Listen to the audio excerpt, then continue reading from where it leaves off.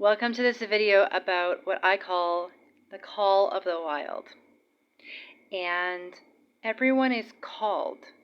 It's just not everyone who chooses themselves to listen to the call. And so it's my hope that when the time is right, the grace comes to each and every one of us to hear that call and to keep re-listening and re-listening as it wants to continue to speak, because it does.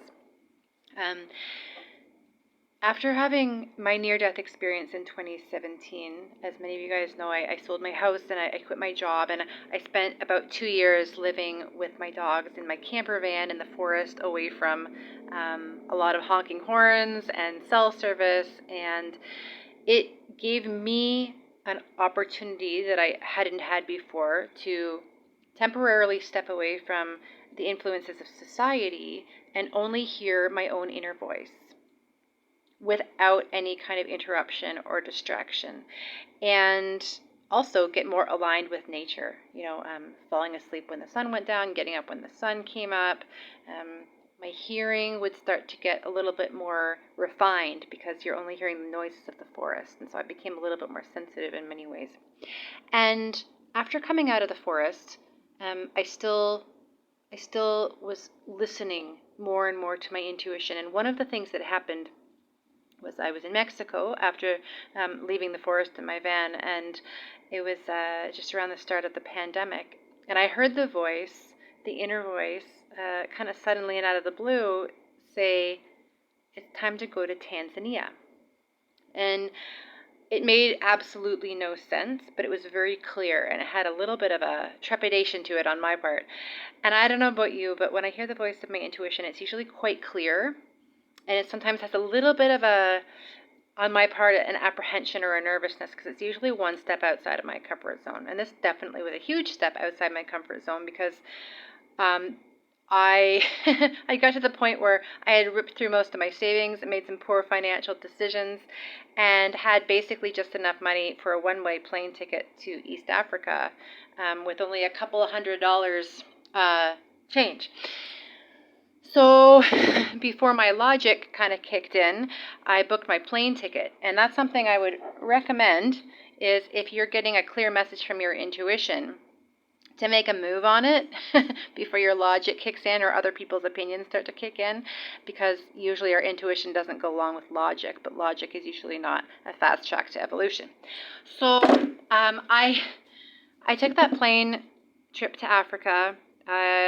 Basically, in a matter of 24 to 48 hours, I found a place that I wanted to go and volunteer in a remote Tanzania at this very tiny little school that was run by a man and his wife who were teachers, and they were serving some of the more poor kids in the community and doing a meal program. And so I flew to Tanzania and took this 10-hour bus ride west to kind of the middle of the country. And things started to happen really fast in my life.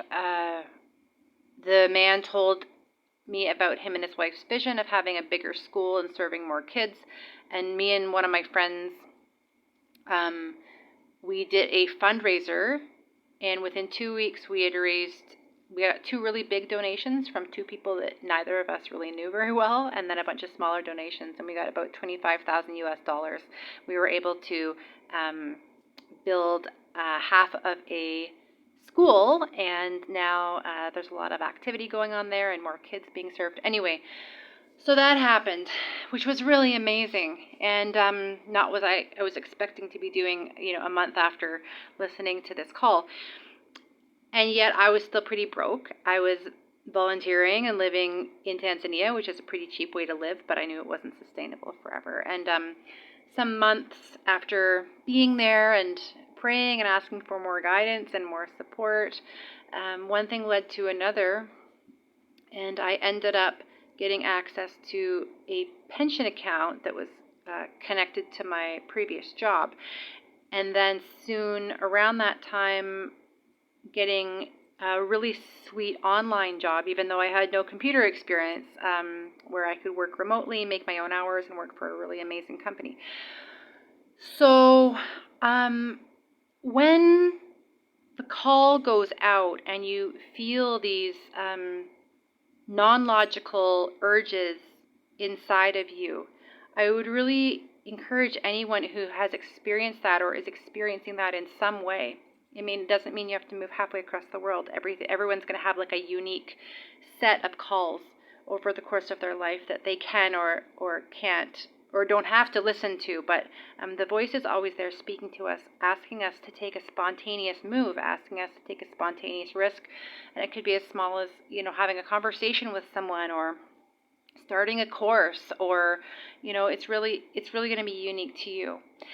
And, since then, I've been in different parts of Africa, India, I've been in Bali a couple times, and it's always like one thing leads to another. And I couldn't have imagined how many amazing people and opportunities I would meet along the way.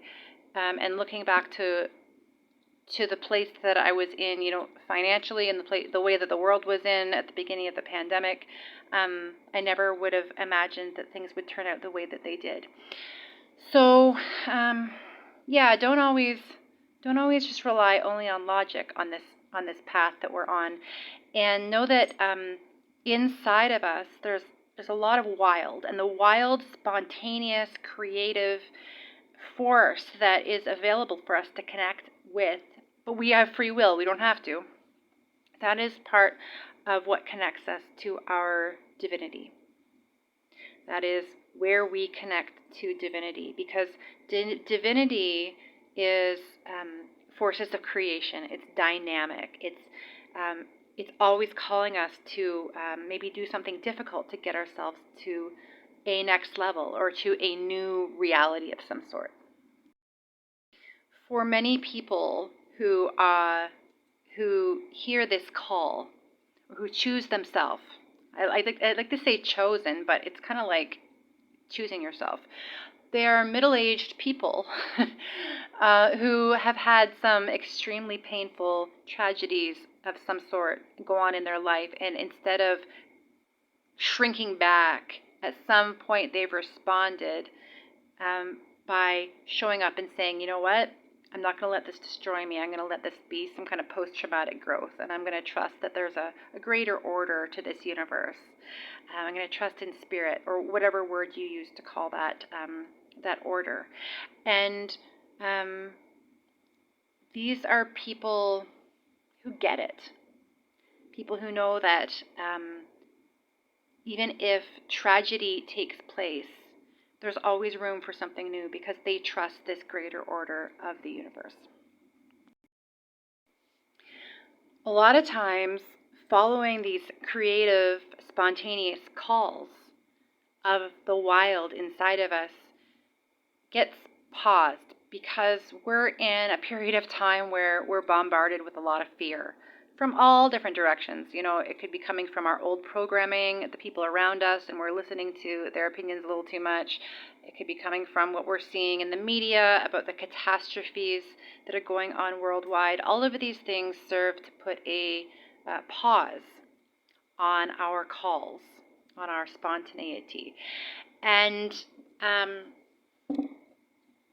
either we can shrink back and put this still small voice of intuition on hold, or we can step forward and say, you know what? There's a chance that a lot of this catastrophe and the way that society is, this kind of contraction and herd mentality, it's probably not going to change anytime soon. And so I'm going to do my own thing, whatever that looks like. I'm not going to be, against other people and causing trouble, but I'm going to be a bit of a heretic in my own unique way, in my own wild way. I'm going to follow that spontaneity without shrinking into logic and staying completely still and neutral, and maybe even devolving myself. If you study the cycles of time, you know that we are in the Kali Yuga.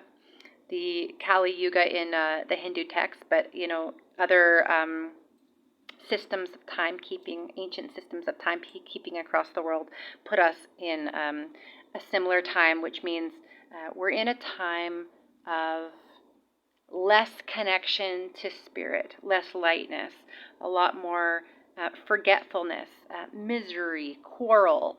And we've been in it for a while, and we're still going to be in it for a while. And it doesn't really matter kind of where we're at in it, but just recognizing that it is a cycle that we're going to be in for quite a bit of time. And contrary to a lot of the New Age teachings that have like, oh, we're going to jump into the golden age right away, like your savior years are coming. No, we're in cycles of time. And there have been other dark cycles of time that in previous incarnations we have lived through. So just knowing that, the golden age is probably not just around the corner based on these cycles, we commit as spiritually evolving individuals who are trusting spirit. We commit to finding our wild within these dark times. And that's going to bring our soul great levels of growth.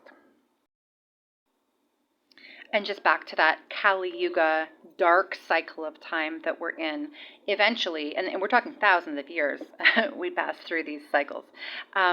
Eventually, it will serve as, and it already is, as a purging and a cleaning of all the decisions and the kind of shadowy stuff that's been going on behind the scenes, our own inner conflict, all coming to the surface, piece by piece, event by event, even cataclysm by cataclysm and catastrophe by catastrophe, in order for us to learn our lessons, or in order for us to experience the karma of decisions that we've made when we have been in very forgetful times. This is all for us. This is all for our soul's growth. But we can't forget our wildness as we go through it.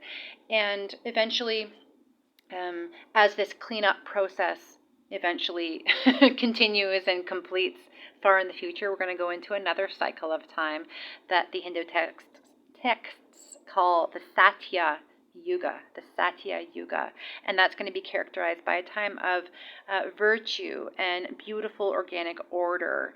And the Mahabharata talks about it being a time where there's no poor and rich. People don't have a attachment to the material world as far as finding their contentment in it.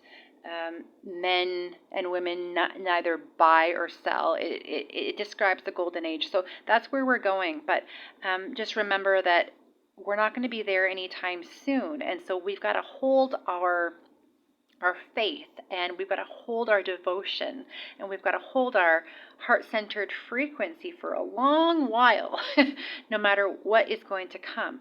And as part of that, hold our wildness. Hold our connection to our intuition, hold to our spontaneity and our creativity. And so if you are someone who is making and has made decisions based on that call of the wild, you know that it's not comfortable to choose to do things that appear non-logical to friends and family, that might go against the herd mentality. And these are the things that bring us the most direct growth and keep us in alignment with spirit. Some people are only capable of moving along with the herd mentality and kind of like keeping themselves in order with the way that society is going. They fear thinking outside of the herd, thinking outside of the religious dogma or the social groups that they're in, for fear of being different, for fear of being misunderstood or questioned.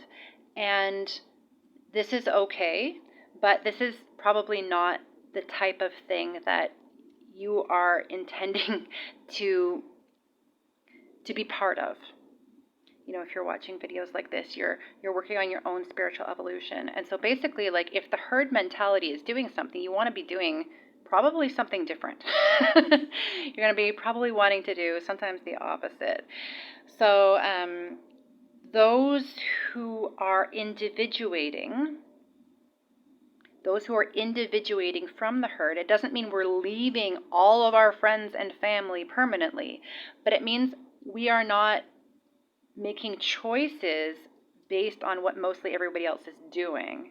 We still have compassion for everyone, and we keep the peace wherever possible, but we are not influenced by them. We're influenced by the call of the wild. We're influenced by our intuition and our connection with spirit. And this is not an egocentric thing. It's not an egocentric thing. It is an individuation thing where we are expressing our unique expression of divinity by listening to that inner voice, by following our spontaneous inspirations and urges and creative impulses. And then we align them with the Christ principle. We align them with compassion for ourselves and other people. We align those choices with the greater evolution and the greater good. We align those choices with sacrifice if it needs to be. And that way we don't get caught up thinking that we're better than anyone else, that we need to change other people to become more like us. If anything, we're inspiring people to follow their own highest nature. Their own highest nature. Part of this process is being honest with ourselves about what's going on in society as far as the artificial nature of a lot of our current reality. You know, food and beverage is artificial. The way that we see other people's lives through the lens of social media is artificial. There is a movement towards following leadership from intelligence that is artificial. And that creates a society that is artificial, that is inorganic, and is not evolving. And so in the midst of that, without criticizing that as that's bad and everything else is good, judging, taking a non-dual approach looks like seeing artificialness as a force that's not going to directly guide us with the wisdom of spirit, because artificial is not connected to spirit and to an intelligence. It's quite unconscious. It's unconscious to the things of a higher order. It can only reach a certain level. But instead of judging and criticizing it, seeing it as a necessary part of our evolution. So the same way that like a caterpillar has to be in a lifeless cocoon, the cocoon could be seen as kind of like anti-life. It doesn't have a life of its own. It's like a shell, but the caterpillar needs that cocoon to be a barrier that its evolution and its intelligence and its growth uses to become stronger and become like the new version of itself when it becomes a butterfly. The chick that's breaking outside of the egg is not on an evolutionary path.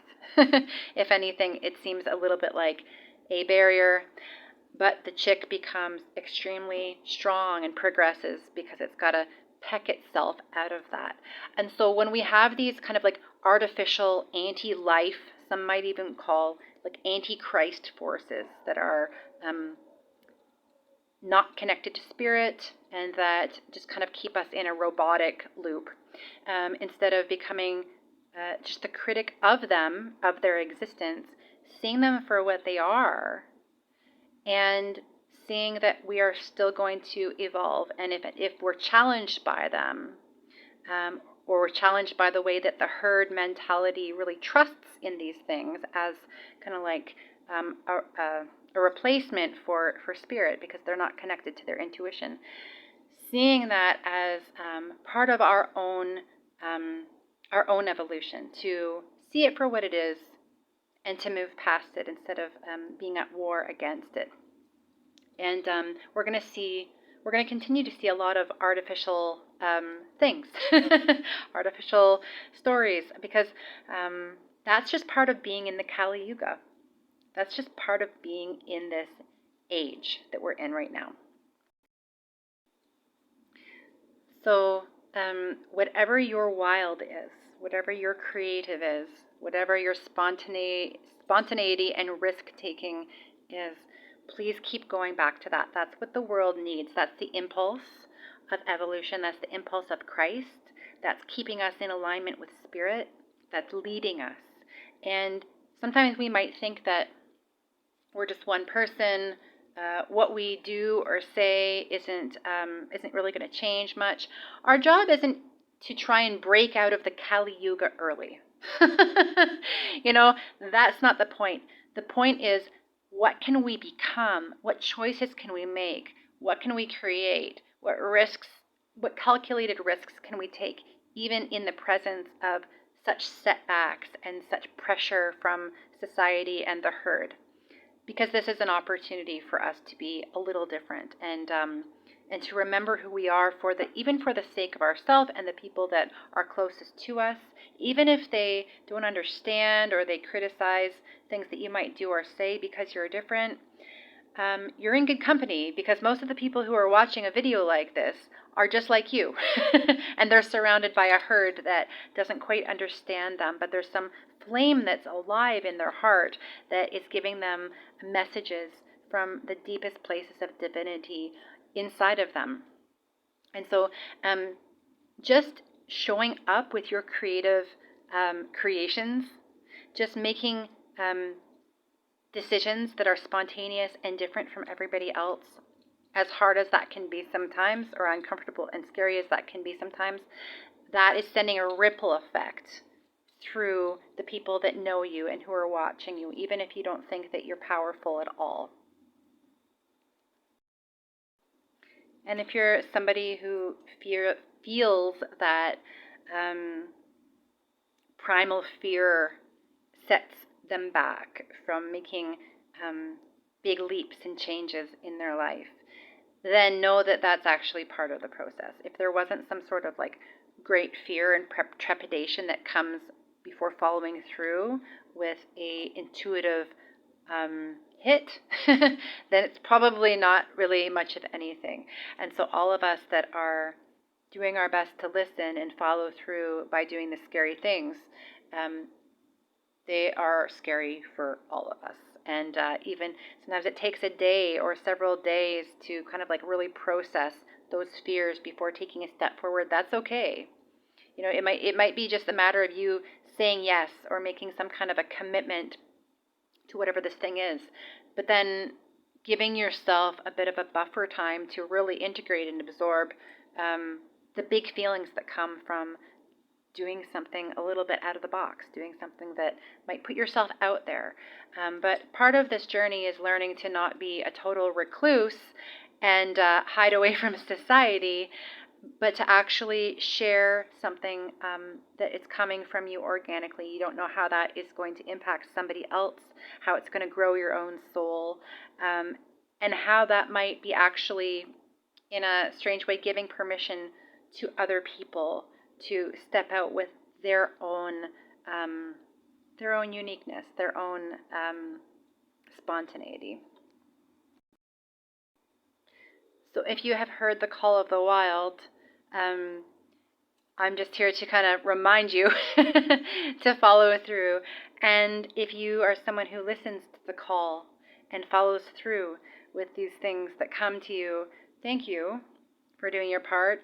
And don't be afraid to call out the others. And it doesn't mean that we tell people what to do or we lecture them or we give other people direction. It's basically by sharing our creative acts and sharing our story and continuing to follow those spontaneous hits, to make moves and to use our voice, to make the phone call, to take the course, to do something that's a little bit different, even if it's uncomfortable. And just by doing these things and embodying the call of the wild, that is paving the way for more people to follow their own call of the wild. And I don't want to leave out the part of how being in nature regularly helps to support this.